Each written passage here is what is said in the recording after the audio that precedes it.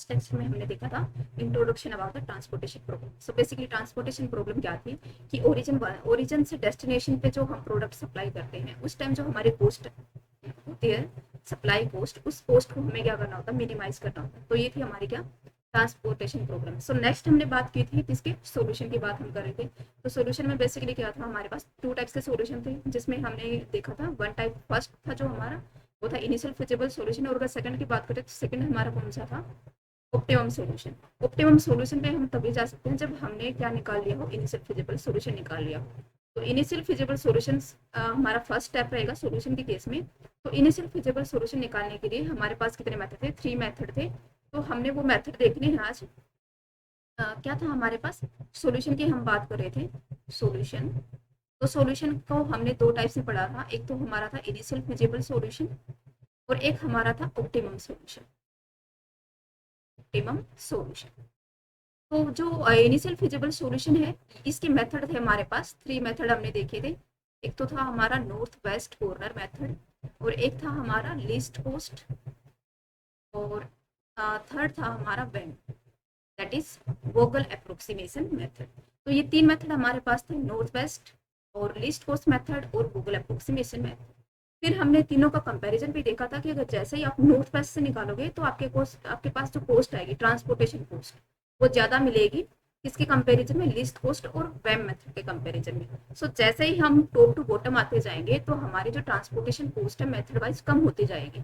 तो सबसे जो अच्छा मेथड होगा हमारे लिए, क्या वो कौन सा मेथड होगा जो हमें मिनिमम कॉस्ट दे, और सबसे मिनिमम कॉस्ट कौन देगा हमें, वोगल अप्रोक्सीमेशन। सो सबसे जो फाइनेस्ट और स्ट्रॉन्गेस्ट मेथड है जो हमें एक हद तक मिनिमम कॉस्ट देता है, वो कौन सा मेथड है आपके पास, वोगल अप्रोक्सीमेशन मेथड। जब तक हमसे बोला नहीं जाएगा पर्टिकुलर मेथड के बारे में तो हम उनमें से किसका यूज करेंगे, वोगल अप्रोक्सीमेशन का करेंगे। और जो आज का हमारा टॉपिक है वो है नॉर्थ वेस्ट स्टडी करना और लीस्ट कॉस्ट स्टडी करना। तो सबसे पहले हम देखेंगे मेथड फर्स्ट। मेथड फर्स्ट जो कि हमारे पास क्या है, नॉर्थ वेस्ट कॉर्नर मेथड।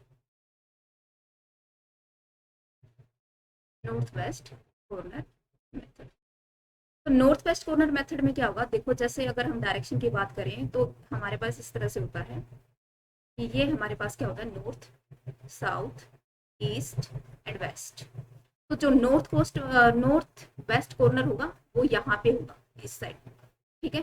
तो जो भी हमारे पास, देखो हमने ट्रांसपोर्टेशन टेबल बनाई थी इस तरह से, यहाँ पे क्या थे आपके पास, डेस्टिनेशन थे, और यहाँ पे क्या था, ओरिजिन था, और यहाँ पे आपके पास CIJ क्या थी, कॉस्ट पर यूनिट। तो जो इस मैट्रिक्स में सबसे पहली एंट्री होगी दैट इज C11, वो एंट्री कौन सी होगी आपकी, नॉर्थ वेस्ट कॉर्नर एंट्री होगी। तो हमें वही एंट्री उठानी है और फिर हम देखेंगे कि रिक्वायरमेंट ऑफ सप्लाई से कैसे डील करना है। तो सबसे पहले, एक सेकेंड, तो सबसे पहले जो मेथड हम देखेंगे वो आपका कौन सा होगा, north west corner method. So example की हेल्प से देखेंगे। एग्जांपल है आपके पास जिसको हम सोल्व करेंगे किसकी हेल्प से, नॉर्थ वेस्ट कॉर्नर की हेल्प से।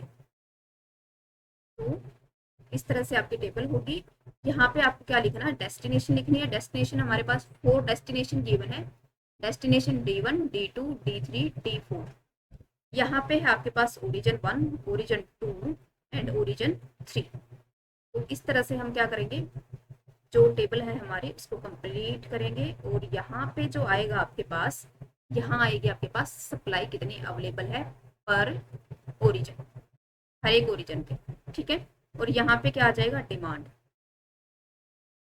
कि हर एक डेस्टिनेशन पे कितनी डिमांड है वो यहाँ लिखेंगे, डेस्टिनेशन D2 की कितनी डिमांड है वो यहाँ लिखेंगे, और डेस्टिनेशन D3 की कितनी डिमांड है वो यहाँ लिखेंगे। ओरिजिन 1 पे मैक्सिमम सप्लाई कितनी है वो यहाँ लिखेंगे, ओरिजिन 2 पे जो मैक्सिमम सप्लाई वो यहाँ लिखेंगे, और ओरिजिन 3 वाली यहाँ लिखेंगे। तो देखो बेसिकली ये हमारी क्या है, जो ये मैट्रिक्स है हमारी, इसको बोलते हैं हम पोस्ट मैट्रिक्स आप बोल सकते हो, जिसमें हर एक पोस्ट आपकी क्या गिवन है, पोस्ट पर यूनिट। तो C11 आपकी क्या रिप्रेजेंट करती है कि ओरिजिन 1 से लेके जो हमने प्रोडक्ट सप्लाई किया किस पे, ओरिजिन D1 पे, तो जो ट्रांसपोर्टेशन कॉस्ट आई, ट्रांसपोर्टेशन कॉस्ट पर यूनिट कि ओरिजिन 1 से डेस्टिनेशन D1 पे जब हमने 1 यूनिट सप्लाई की प्रोडक्ट की, 1 यूनिट सप्लाई की कॉस्ट कितनी है, C11। तो जर्नल अगर आप देखो तो CIJ क्या हो जाएगी, cost per unit which is invested to supply the product from origin OI to destination DJ। तो ये हमारे क्या होती है कॉस्ट। तो यहाँ पे हम लिखेंगे, जैसे यहाँ पे जो एंट्री आएगी C1 पर, वो क्या होगी, कॉस्ट होगी पर यूनिट। जो कब कौन सी कॉस्ट होगी, जो हमने ओरिजिन 1 से डेस्टिनेशन D1 पे सप्लाई करते टाइम लगाई। तो यहाँ पे कॉस्ट आपकी क्या गिवन है, ये आपकी 11 गिवन है, ये आपकी 13 गिवन है, और ये आपकी है 17 गिवन, और ये है आपकी 14 गिवन। सिमिलरली O2 के लिए आपका गिवन है 16, 18 एंड नेक्स्ट है आपके पास दिस इज 14, फिर 10 है, और थर्ड रो है आपके पास 21, 24 एंड दिस इज 13, और ये है आपके पास 10। ये हमारी क्या होगी cost per unit from origin OI to destination DJ। अब यहाँ हमें लिखना है कि O1 पे कितना मैक्सिमम यूनिट है सप्लाई करने के लिए, कि O1 ओरिजिन जो है उसके पास कितनी मैक्सिमम यूनिट है सप्लाई करने के लिए। तो ये गिवन है आपके पास 250, और ओरिजिन O2 पे मैक्सिमम यूनिट 300 है, और O3 के पास कितनी है 400। सिमिलर मैनर में आपका जो डेस्टिनेशन D1 है, अब डेस्टिनेशन D1 डेस्टिनेशन हम किसको बोले, कंज्यूमर्स, जिसको रिक्वायरमेंट है प्रोडक्ट की, उनको हम क्या बोल रहे हैं डेस्टिनेशन बोल रहे हैं। दैट मीन्स हर एक डेस्टिनेशन के पास क्या होगी, एक मैक्सिमम लिमिट होगी कि सिर्फ उसे मैक्सिमम इतने प्रोडक्ट ही चाहिए, इतनी प्रोडक्ट यूनिट ऑफ प्रोडक्ट चाहिए। तो वो हमें गिवन है रिक्वायरमेंट, या हम बोले कि डिमांड आपके डेस्टिनेशन की। तो D1 जो डेस्टिनेशन है उसकी जो मैक्सिमम डिमांड है वो है आपके पास 200 की, और जो डेस्टिनेशन D2 है उसकी डिमांड आपके पास कितनी है, ये आपके पास गिवन है, दिस इज 225, और यहाँ पे आपकी गिवन है 275, और डेस्टिनेशन D4 पे आपकी गिवन है 250। तो जैसा हमने इंट्रोडक्शन पार्ट में किया था कि अगर जैसे ही आप किसी भी ट्रांसपोर्टेशन प्रॉब्लम के साथ डील करते हो, तो फर्स्ट कंडीशन आपकी क्या होनी चाहिए, कंडीशन क्या होनी चाहिए, condition transportation problem should be balanced first.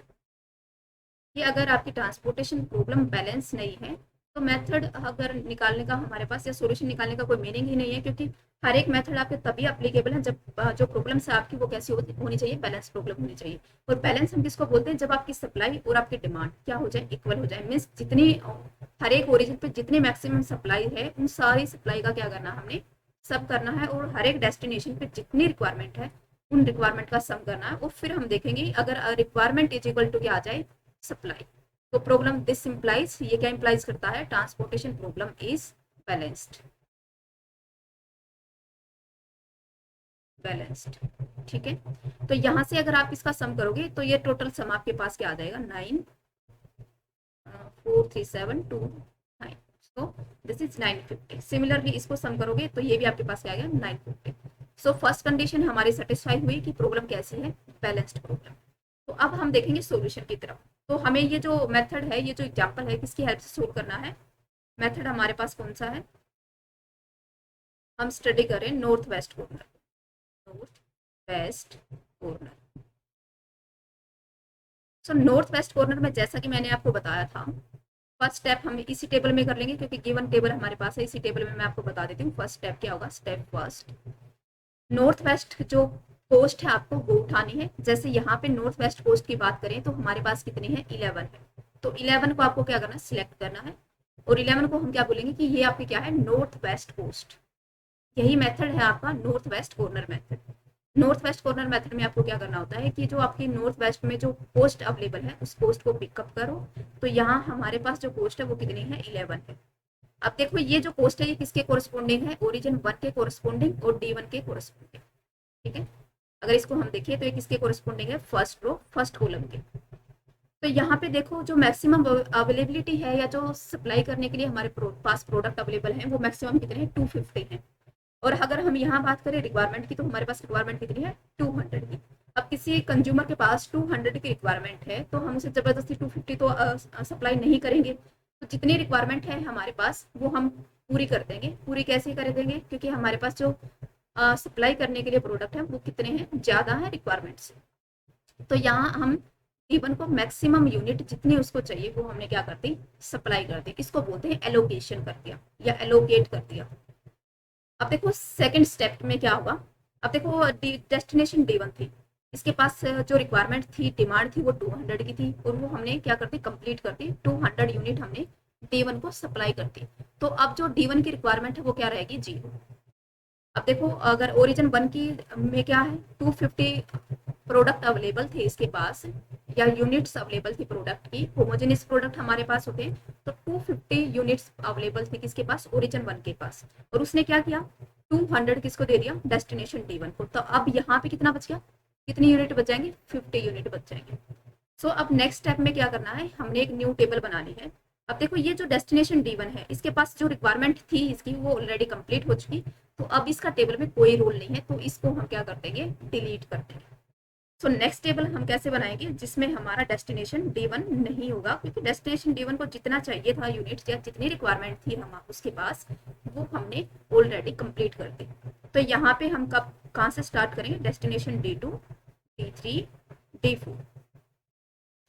ये है आपका पास ओरिजिन 1, ओरिजिन 2, ओरिजिन 3। अब D2 से स्टार्ट करेंगे तो कहाँ से स्टार्ट होंगे एंट्री, दिस इज 13, 17, 14, और ये आपके पास हो जाएगा 16, ये आपके पास हो जाएगा 18, सॉरी दिस इज 18, और ये हो जाएगा आपके पास 14, और ये हो जाएगा आपके पास 10। ओरिजिन O3 की बात करें तो ये तो हमारा डिलीट हो चुका है, तो इसको तो हम लिखेंगे नहीं, ठीक है। अब ये हमारा क्या होगा, 24, और ये है हमारे पास 13, और ये है हमारे पास कितना, 10। रिक्वायरमेंट की बात करें तो यहाँ पे ओरिजिन 1 के पास कितनी रिक्वायरमेंट, कितनी सप्लाई बच गई थी, 200 सप्लाई करने के बाद 50, तो 50 हमने लिख लिया। और ओरिजिन O2 ने और O3 ने अभी कुछ सप्लाई ही नहीं किया है, तो वो हमने सेम रख दिया। ये क्या है आपके पास, सप्लाई, और इधर क्या आएगी आपके पास, रिक्वायरमेंट, यहाँ पे डिमांड। तो D2 की डिमांड कितनी है, 225 की, और जो D3 है उसकी डिमांड कितनी है, 275 की, ठीक है। अब D4 जो है उसकी रिक्वायरमेंट कितने की है, 250 की। तो ये हमारी टेबल अब क्या होगी, रेडी होगी सेकंड स्टेप के लिए। ये आपका क्या हो जाएगा, स्टेप सेकंड,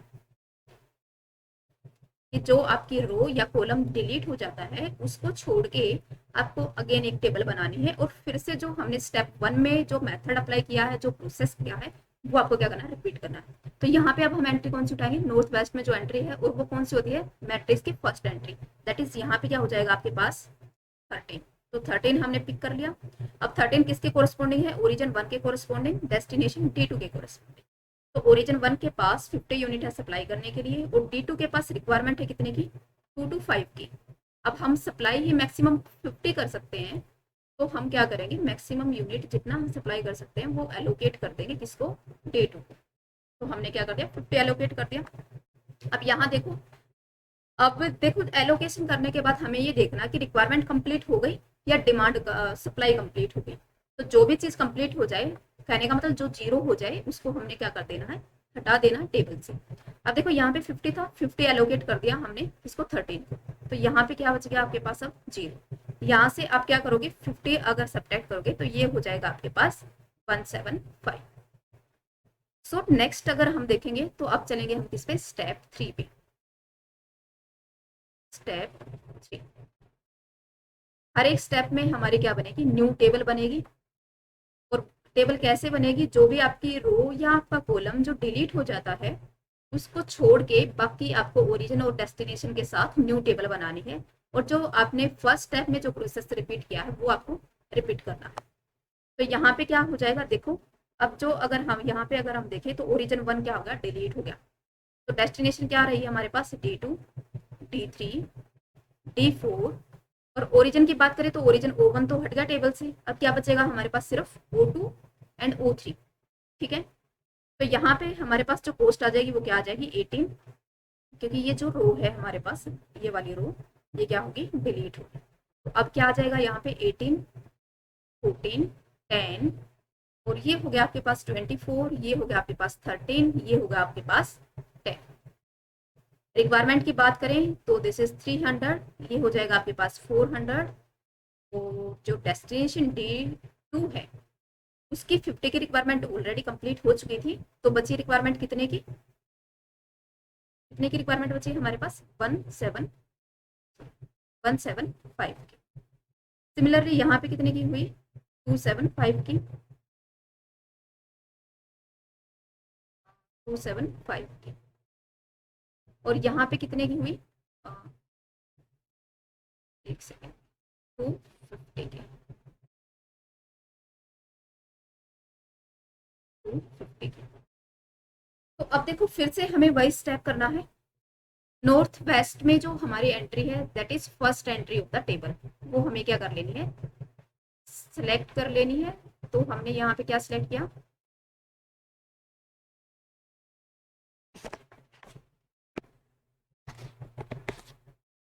तो हमने यहाँ पे क्या सिलेक्ट किया 18, 18 हमने सिलेक्ट कर लिया। अब 18 देखो किसके कोरस्पॉन्डिंग है, O2 के कोरस्पॉन्डिंग है, और आपका किसके कोरस्पॉन्डिंग है, D2 के कोरस्पॉन्डिंग है। और हमारे पास यहाँ पे रिक्वायरमेंट कितने की है 300 की, सप्लाई कितने की है 300 की, और हमारे पास जो रिक्वायरमेंट है वो कितने की है 175 की। तो देखो यहाँ पे रिक्वायरमेंट कम है, सप्लाई ज़्यादा है, तो हम जितनी रिक्वायरमेंट है इसकी वो क्या कर देंगे, कंप्लीट कर देंगे। तो यहाँ पे हम एलोकेट कितना करेंगे 175, यहाँ पे आपका एलोकेट हो गया कितना 175।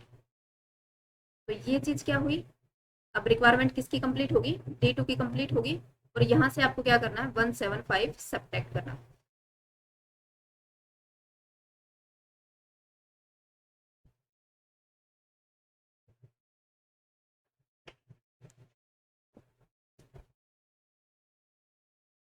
वन सेवन फाइव आप क्या करोगे यहाँ से सब्ट्रैक्ट करोगे, तो ये आपके पास बच जाएगा कितना 125। इसकी 300 की जगह क्या आ जाएगा, 300 की जगह आ जाएगा आपके पास 125, 125। तो ये हमारे पास क्या रहेगी, रिक्वायरमेंट रहेगी। अब देखो हम फिर से क्या करेंगे, स्टेप 3 रिपीट करेंगे। स्टेप 3 हमारे पास आ गया। अब इसके बाद क्या आएगा स्टेप 4। तो स्टेप 4 में हम क्या करेंगे, स्टेप 4 में क्या होगा, अब देखो यहाँ पे क्या चीज, कौन सी रिक्वायरमेंट कंप्लीट हुई है, सप्लाई कंप्लीट हुई, ये हमें चेक करना है। तो यहाँ पे हमारे पास क्या होगी, रिक्वायरमेंट कंप्लीट होगी किसकी, D2 की। तो D2 क्या हो जाएगा, ये वाला कॉलम जो है ये क्या हो जाएगा, डिलीट हो जाएगा, ये वाला कॉलम क्या हो जाएगा, डिलीट हो जाएगा। तो अब हम क्या करेंगे स्टेप 4, स्टेप 4 में हमारे पास क्या होगा, एक सेकेंड, स्टेप 4। तो स्टेप 4 में हमें क्या करना है, फिर से टेबल बनानी है।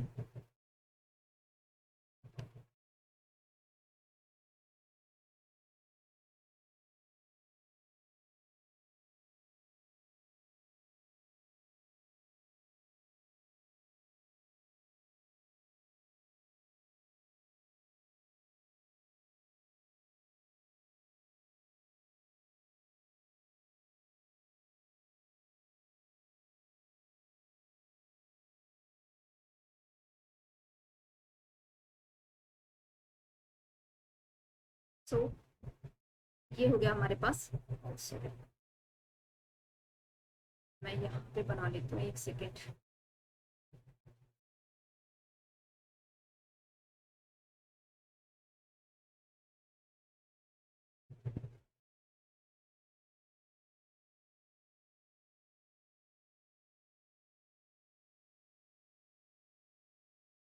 सो अब हमारे पास क्या आ गया,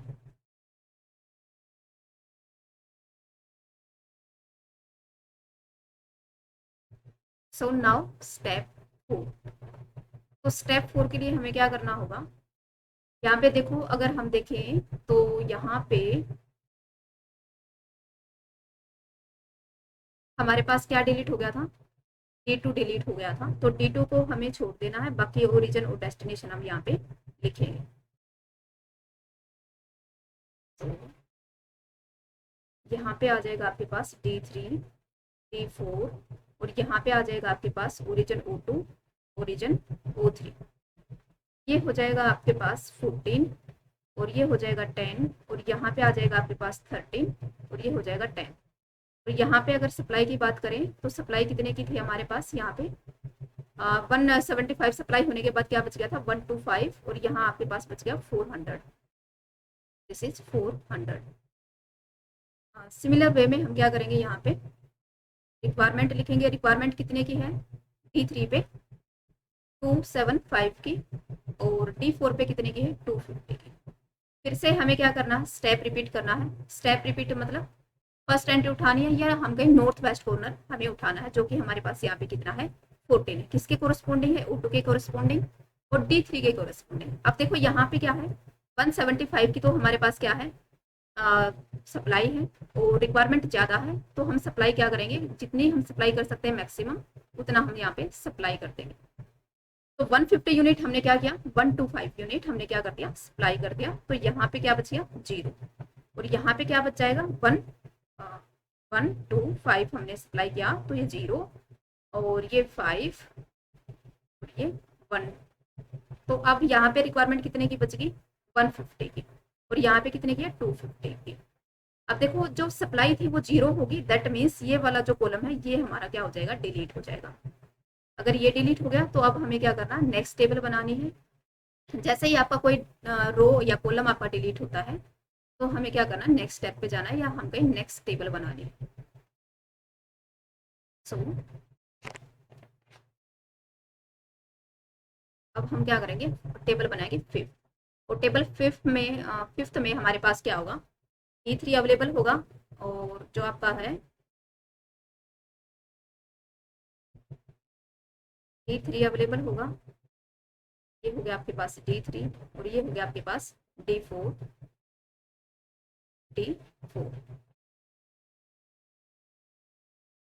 और हमारा O2 जो है वो ऑलरेडी डिलीट हो चुका है, तो हमारे पास सिर्फ क्या बचेगा O3, और जिसके कोरस्पॉन्डिंग कोस्ट क्या है 13 और 10। और जो सप्लाई है यहाँ पे आ जाएगी आपके पास सप्लाई,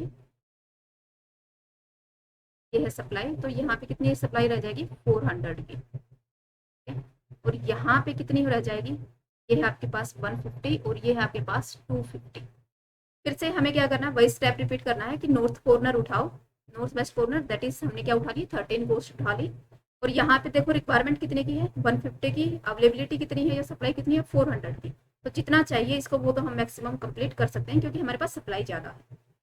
तो ये क्या हो गया 0, और यहाँ पे क्या बचेगा आपके पास 150, अगर आप सब्ट्रैक्ट करोगे तो ये आपके पास बचेगा कितना 250। अब 250 के बाद देखो ये O3 जो रो थी ये क्या होगी डिलीट होगी, तो स्टेप 6 के आगे आपके पास स्टेप 6 में क्या आ जाएगा आपके पास सिर्फ D4 आ जाएगा, और आपके पास क्या आ जाएगा ओरिजिन O3। यहाँ पे जो पोस्ट है वो 10 है, जो रिक्वायरमेंट है वो कितने की है 250 की, सप्लाई भी कितने की है सप्लाई कितने की है 250 की, रिक्वायरमेंट कितने की है 250 की। तो अब हम 10 पे क्या करेंगे, यही हमारी नॉर्थ वेस्ट कॉर्नर एंट्री हो जाएगी, क्योंकि यही फर्स्ट एंट्री है इस मैट्रिक्स की, और सेम रिक्वायरमेंट है, सेम आपके पास क्या बच गई सप्लाई। तो यहाँ पे क्या करेंगे हम 250 एलोकेट कर देंगे, किसको 10 को 250, कितना एलोकेट किया हमने 250। तो यहाँ पे अब देखो ये भी 0 हो गया, ये भी 0 हो गया, मीन्स अभी तक हमने सारा जो प्रोसीजर है वो क्या कर लिया कंप्लीट कर लिया। तो ये हमारी होगी लास्ट में, जब देखो अगर हमें क्या करना है, एक तो जो नोट अगर आप करके लिखोगे, फर्स्ट नोट आप लिख सकते हो इन एवरी टेबल, या और इन एवरी स्टेप, और इन एवरी स्टेप प्रॉब्लम, या हम कहें transportation problem must be balanced. अगर आपको ये वेरीफाई करना है कि आप अभी तक जो स्टेप्स या टेबल्स आपने बनाई हैं वो करेक्ट है या नहीं, तो उसको वेरीफाई करने का एक मेथड क्या है कि जितने भी स्टेप्स आप रिपीट करोगे या जितने भी टेबल्स आप बनाओगे हर स्टेप में, जितनी भी टेबल आपने बनाई स्टेप वाइज, तो हर एक स्टेप में क्या होना चाहिए आपकी रिक्वायरमेंट का सम और आपकी जो सप्लाई का सम वो क्या होना चाहिए इक्वल होना चाहिए। कहने का मतलब जो प्रॉब्लम है आपकी वो कैसी रहनी चाहिए, बैलेंस्ड प्रॉब्लम रहनी चाहिए हर एक स्टेप में।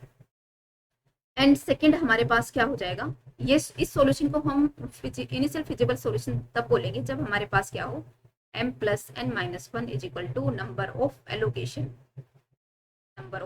एलोकेशन। और नंबर ऑफ एलोकेशन किसकी इक्वल होती है? नंबर ऑफ टेबल्स की। क्योंकि हर हम एक एलोकेशन करेंगे, फिर हम दूसरी टेबल बना रहे हैं, फिर हमने एलोकेट किया, फिर हमने थर्ड टेबल बना दी। देखो जैसे ये था हमारा स्टेप फर्स्ट। यहाँ पे हमने क्या किया, जो 11 पोस्ट थी उस पर कितना सप्लाई किया? 200। ठीक है। फिर जैसे ही हमने यहाँ पे एलोकेट किया 200, इसी सप्लाई को बोलते हैं कि हमने 11 जो पोस्ट थी उसको एलोकेट कर दिया। कितने यूनिट? 200 यूनिट्स। इसी को बोलते हैं एलोकेशन। तो ये कितनी होगी? एक एलोकेशन हो गई। जैसे ही हमारे पास एक एलोकेशन हुई, हमने क्या किया, फिर हमने क्या किया, ये जो हमारा या तो रो डिलीट होगा या आपका कॉलम डिलीट होगा। फिर नेक्स्ट स्टेप पे क्या करते हैं, उस रो कॉलम को छोड़ते हुए जो डिलीट हो चुके हैं हम एक न्यू टेबल बनाते हैं और फिर से स्टेप रिपीट करते हैं। सो यहाँ पे एक एलोकेशन हुई तो सेकंड स्टेप में फिर से एक एलोकेशन होगी। फिर हमने थर्ड स्टेप में एक एलोकेशन की। ऐसे ही हमने कितने स्टेप, कितने टेबल्स बनाए हैं? This is third, fourth, fifth and six step हमने किए हैं, या हमने 6 टाइम्स इस प्रोसेस को रिपीट किया, या हम कहें हमने 6 नंबर ऑफ एलोकेशन दी है टेबल को। तो यहाँ पे क्या हो जाएगा, या तो आप नंबर ऑफ एलोकेशन बोलो या क्या बोलो, नंबर ऑफ टेबल्स बोलो, नंबर ऑफ स्टेप्स बोलो, ये आपके क्या हो जाएंगे? इक्वल। ठीक है। अब देखो इस solution is solution is initial feasible solution if and only if it is non degenerate। और नॉन डिजर्नेट क्या होगा? जिसमें ये कंडीशन होल्ड करती हो। Non degenerate that is m plus n minus 1 is equal to number of allocation। अब यहाँ पे m क्या है? नंबर ऑफ रोज है टेबल में, और ये आपकी क्या है? नंबर ऑफ कॉलम्स हैं टेबल में। अब अगर हम अपनी टेबल की बात करें, इस मेथड में जो हमने टेबल बनाई थी, देखो यहाँ पे रो कितनी है? रो है 3, और जो कॉलम है हमारे पास वो कितने हैं? 4। ठीक है। तो यहाँ m की वैल्यू कितनी होगी? अगर आप इसको देखो, नंबर ऑफ एलोकेशन हमारे पास कितने आ गए थे? 6 आ गए थे। अब हम चेक कर लेते हैं m प्लस n माइनस 1 की वैल्यू क्या है। m क्या है? नंबर ऑफ रोज जो हमारे पास 3 थे। n क्या है? नंबर ऑफ कॉलम जो हमारे पास क्या थे? 4 माइनस 1, ये क्या हो गया आपके पास? 7 minus 1 is equal to 6 which is equal to number of allocation. That means हमारा सॉल्यूशन कैसा है? Non degenerate solution. और सॉल्यूशन इनिशियल फिजिबल तभी होता है जब वो कैसा हो? Non degenerate. दैट मीन्स ये हमारा क्या हो गया? This is our initial feasible solution. तो यहाँ पे इतने स्टेप रिपीट्स करने के बाद फिर हमारा जो फाइनल सॉल्यूशन हम लिखते हैं, या हम कहें ट्रांसपोर्टेशन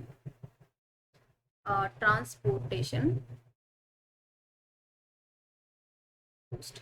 जो हमारे पास फाइनल ट्रांसपोर्टेशन कोस्ट आएगी उसको हम क्या बोल देंगे? इनिशियल फिजिबल सॉल्यूशन बोल देंगे। और ट्रांसपोर्टेशन कोस्ट निकालेंगे कैसे? देखो जैसे हमारे पास क्या है, स्टेप फर्स्ट में हमने क्या किया, कि जो स्टेप फर्स्ट में हमने क्या किया है,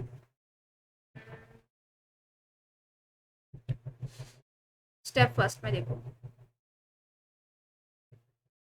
हमने क्या किया है, 11 को कितने यूनिट्स दिए हैं? 200। तो मैं यहाँ लिख देती हूँ, टोटल कॉस्ट कितनी आ जाएगी? टोटल कॉस्ट इसके इक्वल आ जाएगी 11 इंटू 200। फिर सेकंड स्टेप पे जाएंगे। सेकंड स्टेप में हम देखेंगे कि किस कॉस्ट को हमने कितना एलोकेट किया है। कितना किया है? 13 को हमने कितना किया है? 15। ठीक है। 50 यूनिट हमने क्या किया? सप्लाई किए हैं, और पर यूनिट कॉस्ट कितनी है? 13। तो 50 की कितनी हो जाएगी? 13 इंटू 50। ये लॉजिक है इसके पीछे कि हम इसको मल्टीप्लाई क्यों कर रहे हैं। थर्ड में देखो हमने क्या किया है, 18 प्लस इंटू 175। फिर हमने क्या किया? फोर्थ में अगर हम जाएं, फोर्थ स्टेप में हमने क्या किया है? 14 पे 125। तो यहाँ हम लिखेंगे 14 इंटू 125 प्लस फिफ्थ स्टेप में अगर हम देखें तो 13 को हमने कितना किया है? 13 इंटू 125 प्लस लास्ट में हमारा क्या है? 6 स्टेप। 10 को हमने कितना किया है? ये हो जाएगा आपका पास 10 इंटू 25। तो इसको क्या करोगे? मल्टीप्लाई करोगे, ऐड करोगे, जो भी आपकी आएगी वो क्या होगी? टोटल कॉस्ट, या हम बोले ट्रांसपोर्टेशन कॉस्ट। और ये हमारा कैसा है? नॉन डिजर्नेट सॉल्यूशन है। नॉन डिजर्नेट क्यों है? क्योंकि आपकी जो m प्लस n माइनस 1 की वैल्यू और नंबर ऑफ एलोकेशन की वैल्यू क्या आ रही है? इक्वल आ रही है। सो ये सॉल्यूशन जो होगा हमारे पास, ये कैसा सॉल्यूशन हो जाएगा, इनिशियल फिजिबल सॉल्यूशन। तो इसी को हम क्या बोलेंगे, इनिशियल फिजिबल सॉल्यूशन। क्योंकि सॉल्यूशन हमने किसके टर्म में चाहिए, ट्रांसपोर्टेशन कॉस्ट के टर्म में, कि ट्रांसपोर्टेशन कॉस्ट हमारी क्या हो जाए, मिनिमाइज हो जाए, और उस सॉल्यूशन को फिर हम क्या बोलते हैं, इनिशियल फिजिबल सॉल्यूशन। और किस कंडीशन में इनिशियल फिजिबल सॉल्यूशन बोलते हैं, जब वो कैसा हो, नॉन डिजर्नेट। और नॉन डिजर्नेट कब होता है, जब m plus n minus one की वैल्यू इक्वल्स टू किसकी आ जाए, नंबर ऑफ एलोकेशन की। ये जो हम यूनिट सप्लाई कर रहे हैं, जैसे यहाँ पे हमने 50 सप्लाई किया, यहाँ पे हमने 175 सप्लाई किया, तो ये होती है हमारी, इनको बोलते हैं हम एलोकेशन। क्या होती है ये आपके पास, एलोकेशन।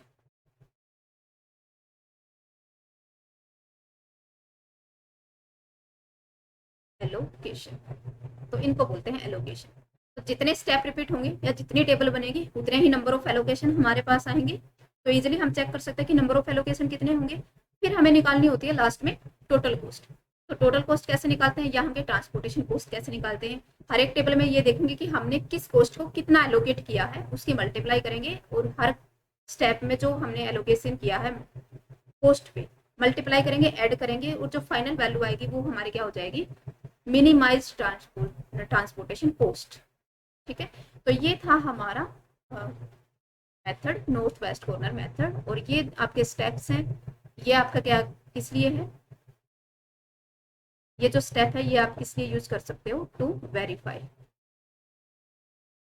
या अगर आप, और एक सेकंड में एक तो ये होगी कंडीशन वेरिफिकेशन के लिए कि आपका हर एक स्टेप पे जो टेबल है वो कैसा होना चाहिए, जो प्रॉब्लम है वो कैसी होनी चाहिए, बैलेंस्ड होनी चाहिए। सेकंड, आप किस कैसे चेक कर सकते हो कि आपकी जो in every step this is balance problem.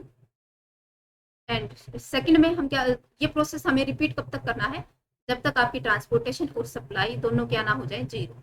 जब तक ये दोनों जीरो नहीं हो, और दोनों जीरो कब होंगी, दोनों जीरो एक साथ ही होंगे। अगर हम स्टेप वाइज सही जा रहे हैं, अगर हमारा जो हमने जो मेथड अप्लाई किया है अगर वो हमारा करेक्ट है, तो हमारा क्या होगा,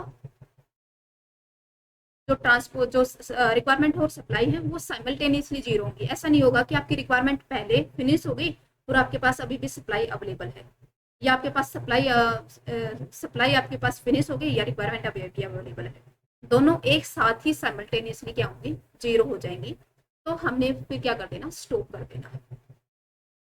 और एक ये आता है कि इनिशियल फिजिबल सॉल्यूशन आपको कब देखना है, इनिशियल फिजिबल सॉल्यूशन की ये आपकी इंपॉर्टेंट कंडीशन है कि m plus minus one equal to क्या होना चाहिए, नंबर ऑफ एलोकेशन के इक्वल होना चाहिए। अगर ये नहीं है तो हम सॉल्यूशन को इनिशियल फिजिबल सॉल्यूशन नहीं बोल सकते। तो ये था हमारा north west corner method. Hope आपको समझ आया होगा।